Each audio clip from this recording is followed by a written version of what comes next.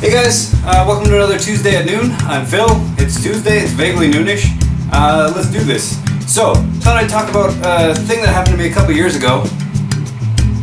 About 15 years ago, actually. A friend of mine asked me to sit in with a community big band that he was working with.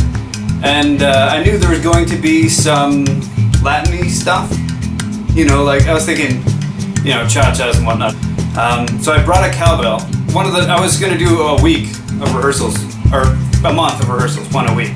One of the nights when I was there, it was a reading night, and they handed out a bunch of new charts, and there was one that was going to be near the end of the night that had a thing that I just completely panicked over. It had kind of an Art Blakey 6/8 Afro-cuban kind of thing in the middle of a swing tune. So I wasn't entirely sure how to do that, and I had a bit of a panic, and during the break, in the middle of the rehearsal, I called up a buddy of mine, and I said, Finn, I've got a thing, I need, you know, a 6/8 thing, I don't know what the hell I'm doing. And he just told me to play double paradiddles as sextuplets in 16th notes in 6/8 time. It's very confusing, but it's actually really not. A double paradiddle, double paradiddle, double paradiddle, double paradiddle. Here's a picture of it. It's harder to explain than it is to play. But if you start out with everything the same, nothing's accented,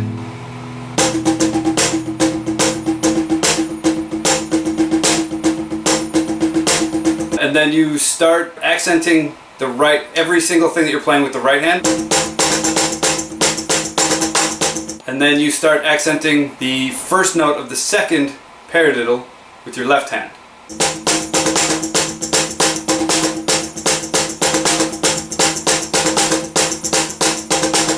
And you've got essentially what I later learned was a bembe pattern in the right hand. Right? Or the 6/8 clave, so to speak. Almost. I should say, it's not actually correct, it's slightly off, it's missing a note. The 6/8 clave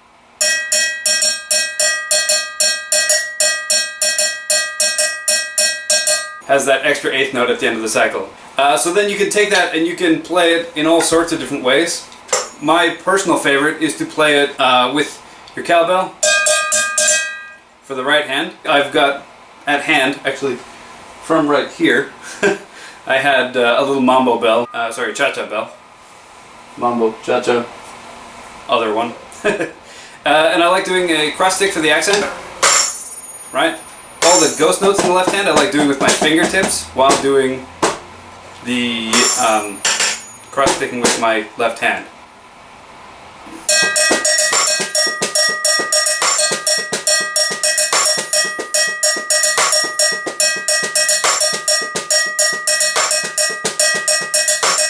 Now you can also do everything on the snare drum with your left hand.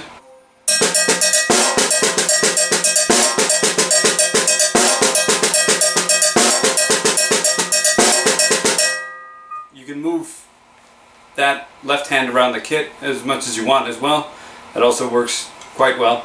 I find it very poppy, kind of a poppy tom groove in 6, which is really fun, is to take the cowbell part and play it on the floor tom, and then do everything else on the rack tom, and then come down for the backbeat on the snare drum.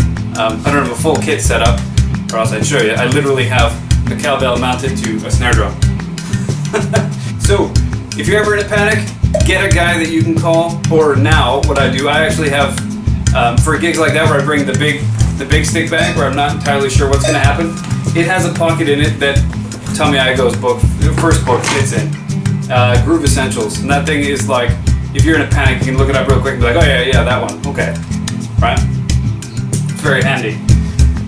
Like always, if you like what I'm doing, you should like, share, like, and subscribe to this video, and yeah, tell your mailman, tell everybody you know, all that fun stuff that I keep saying every week.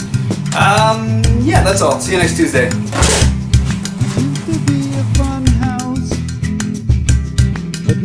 Full of evil clowns. It's time to start the